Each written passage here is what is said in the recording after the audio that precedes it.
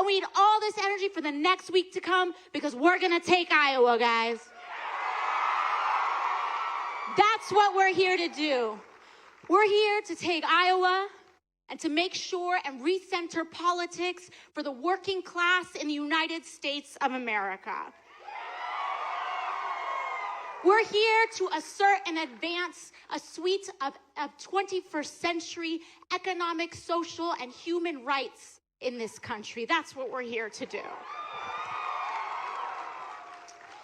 And, you know, I've been thinking about a lot of what I've seen in Iowa in the last few days and a lot of what I've experienced in my community in the last year. And I'm like catching my breath.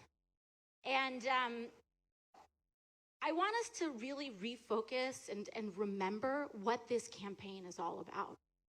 Because when we talk about a movement for working people in this country, what we mean is a movement for working power in this country, for that, so that working class Americans have power in our electoral system and our democracy once again.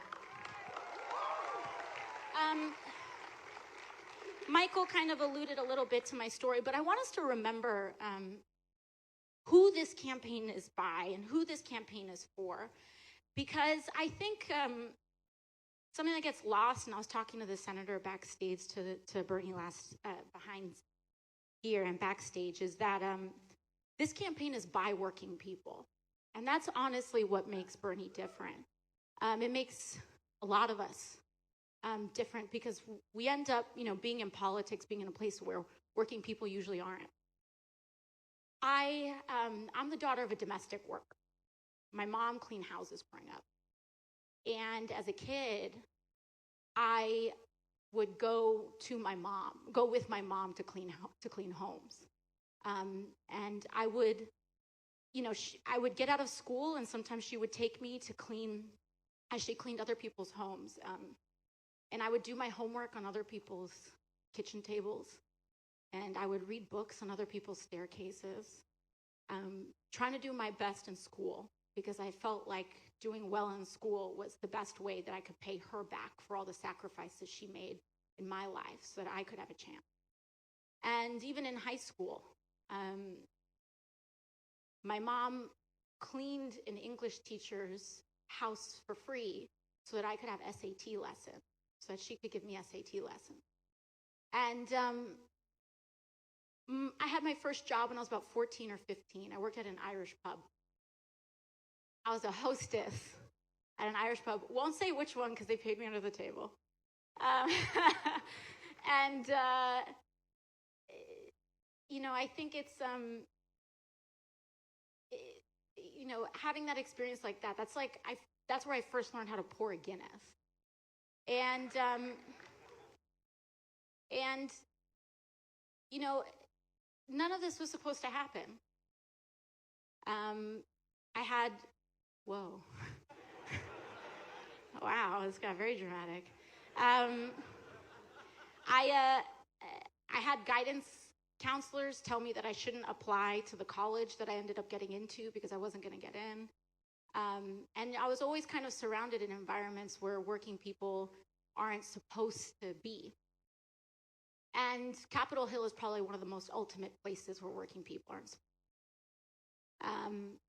When I ran my race, I was running in a primary election, and I had to make a case as to why Democrats could be better. And I had to make a case to my community as to why after 20 years of the same representation, they should take a risk on a waitress. Honestly, it felt impossible.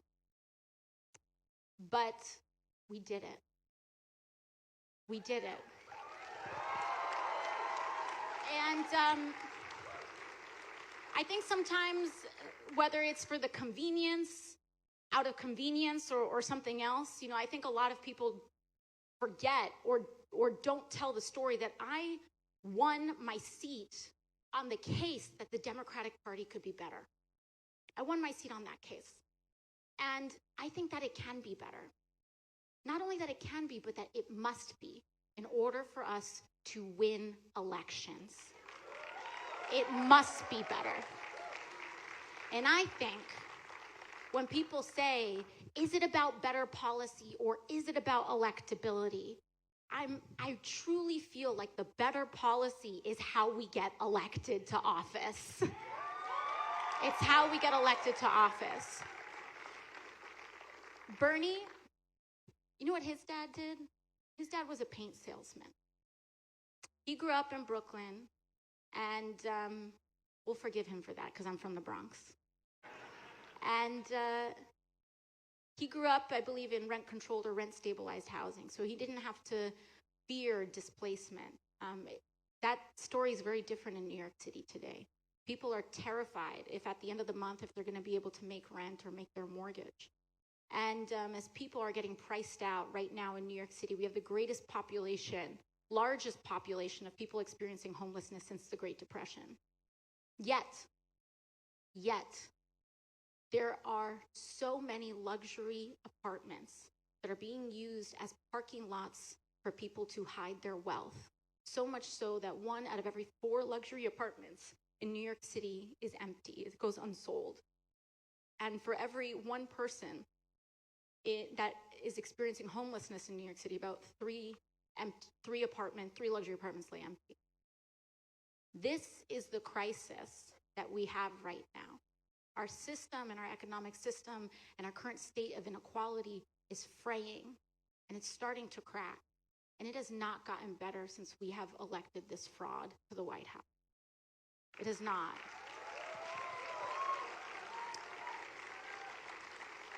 And while we get sold bogus tax cuts, and while we get sold one kind of ridiculous policy after another in this administration, what is happening is that it's all getting worse.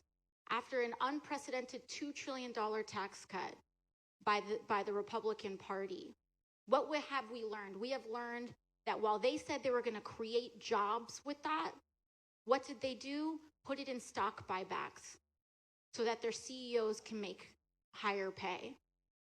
This economy is not working for us because we are measuring success in the forms of stock prices and in terms of GDP, and we're not measuring success in terms of wages and well-being, and we need to.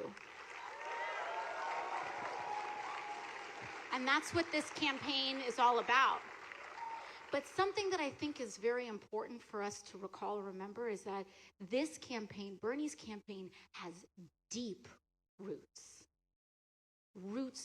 far into the ground, into a movement and a multiracial movement of class solidarity in the United States. Deep roots. And that matters. That matters. Because politics, unfortunately, can be a lot like pop music in a bad way, in that people are trying to reinvent themselves every 4 years. And commitment really matters when you're trying to fight for working people. It really matters because a lack of commitment is almost easier. If you're advocating on the side of lobbyists, it's like, whatever, cut the check, and cast the vote. But when you are fighting against the grain in the concentration of power, you need to be committed. And you look that lion right in the mouth in all of the fear and be willing to put your career on the line over and over again for the most marginalized, whose rights are most controversial. And Senator Bernie Sanders has done that his whole life. His whole life.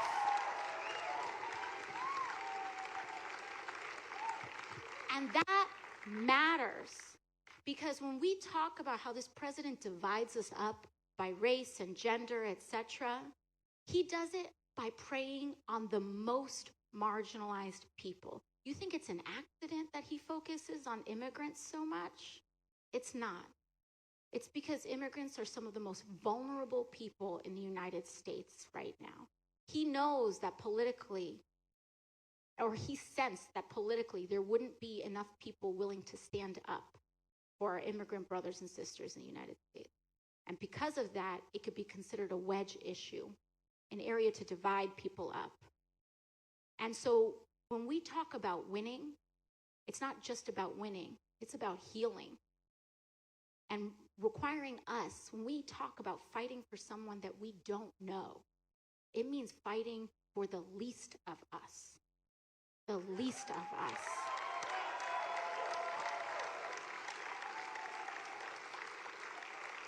Yesterday, I believe it was in Cedar Falls, this woman stood up, and honestly, I can't even imagine, like, the amount of courage it takes to stand up in front of an entire room and to say, my paycheck is being garnished right now because of medical bills. She stood up and shared that and trusted that with the whole room. We need to fight for her. All of us need to fight for her. I heard testimony of an incredible story yesterday in Marshalltown where ICE had come in and raided a meatpacking factory. And as that raid was coming in, and as this community was getting torn apart with this intimidation, people started sending texts, don't go in there, they're there, etc. But this one mother who's always contributing to her church, always contributing to her communities, she was detained. 250 people in Marshalltown wrote letters and organized to keep her here, and she won her case. We need to fight for her. We need to fight for her. When there were folks who were working in Walmart, getting paid far less than a living wage, and when that happens, we all know what happens. You don't work a 40-hour work week. You work 80, 100-hour work weeks. We need to fight for them. We need to fight for them. When people are unjustly targeted in our system of mass incarceration, we need to fight for them. And that means standing up to powerful rhetoric. Powerful, hateful rhetoric is what we are up against, which means we have to reject outright the notion that any class of people are inherently dangerous or less than. Whether you are poor, whether you are immigrant, whether you are black, whether you are native. And Senator Sanders has done that his entire life. When people weren't looking, he was at Standing Rock. When people weren't looking, he stood up against fracking and pipelines because he knew it went into the poorest and worst communities. When no one was looking, he stood up to industries and to the concentration of power in agriculture where everyday working people were being abused so that someone else could get a profit margin. He has stood up for the least of us. And even to this day, in this race, he's the only candidate who stood up to say, we're going to break up ICE and CBP. To this day. And I can tell you, when you go to Washington, D.C., that is not easy. It is not easy. Because what everyone tells you is that don't make the perfect the enemy of the good in legislating. Everyone says that. But too often it's used as an excuse. Because sometimes they'll say, don't let the perfect be the enemy of the good, when they're really talking about bad legislation. And they'll say, well, it's not perfect, but what if it hurts people? And the problem is that when we're so removed, when you're in that bubble, we talk about DC, I call it the upside down. Because all of a sudden, you show up and you're like, well, this is what we should do, this is what we shouldn't do. And people will come up with all sorts of backwards rationales. Like, it's like that meme with the guy with the red string all over the place. Like, this is why you should vote for a tax cut. And it's like that kind of, that crazy rationale. But usually, if it doesn't pass the smell test, we should not do it. But too often, how things work in DC is that everyone kind of goes along. And a lot of it is tied to money in politics. And right now, we are in a revolution in how campaigns are financed. That revolution was led by Senator Sanders, first and foremost. OG, like he's the OG, right, on that. But deeper than that is that now doing so is much easier. You know, thankfully for the progressive movement, being a people power campaign is much easier now due to the internet. He was doing that long before it was easy. And he was doing all this stuff long before it was easy, fighting for a woman's right to choose before it was easy. He's done this. He has done this shoulder to shoulder in movement to center working people, doing it when it's hard, doing it when no one was paying attention. That is what he has done. And I think that it's important. I think that it's important to recognize that. And I also think it's important to recognize that among all of us, especially all of us young folks in the room, I think it's really important for us to recognize all of our elders right now that have been holding down this fight, waiting for us to show up, fighting for our future. So let's do that. I want to thank our elders and thank our seniors who have been fighting for what's right, holding it down, waiting for this moment. And we need to bring it home for them and for all of us and for working people in the United States of America. And that's exactly what we're here to do. That's exactly what we're here to do. So I want to thank you all again. I'm going to bring on the senator. I've had the bad habit earlier today of I've been just like handing it over, and he's like in a room, so he has to come over. So, but I, you know, this is our moment. This is our shot. And so what we need to do is make sure that we actually translate this energy into the caucus. And one thing about that too, in talking about that commitment to the marginalized, you know what this campaign has done behind the scenes? They have worked to add tons of caucusing sites in marginalized communities this year. Tons. So we now have caucusing. They have fought to put caucusing sites. This campaign and this movement has fought to put caucusing sites in mosques, in Latino communities, in rural communities. Because what we're here to do is dramatically expand the electorate. We're not just voting, we're not just here to win with the same tiny slice of people anymore. We're going to win by expanding and growing that electorate. And we know as organizers that we have the possibility and the capacity to do that. When I ran in my congressional race, how I thought about it was the incumbent has this many votes. I'm not going to try to get their votes. I'm going to find more votes somewhere else. And that's what we're here to do.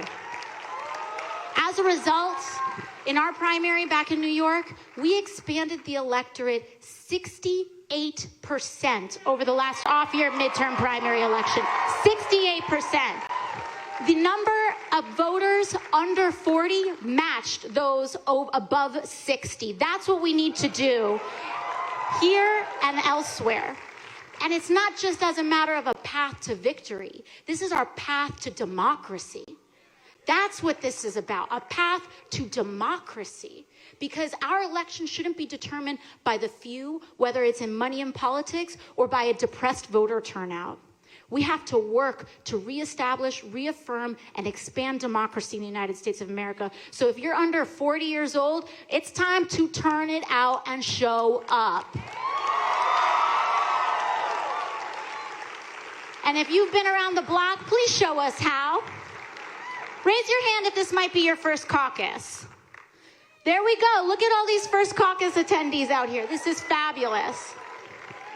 And that's exactly what we need to do. We need to make sure that we get those numbers up, that we make sure that we expand this electorate, and it needs to be welcome. It needs to be fundamentally affirming. And we need to make sure that we are fighting for someone we don't know. That's what this campaign is about. So with that, I'd like to make sure that I believe we should have him here now, so I'm not doing it too early. So with that, everyone, the man of the hour, Senator Bernie Sanders.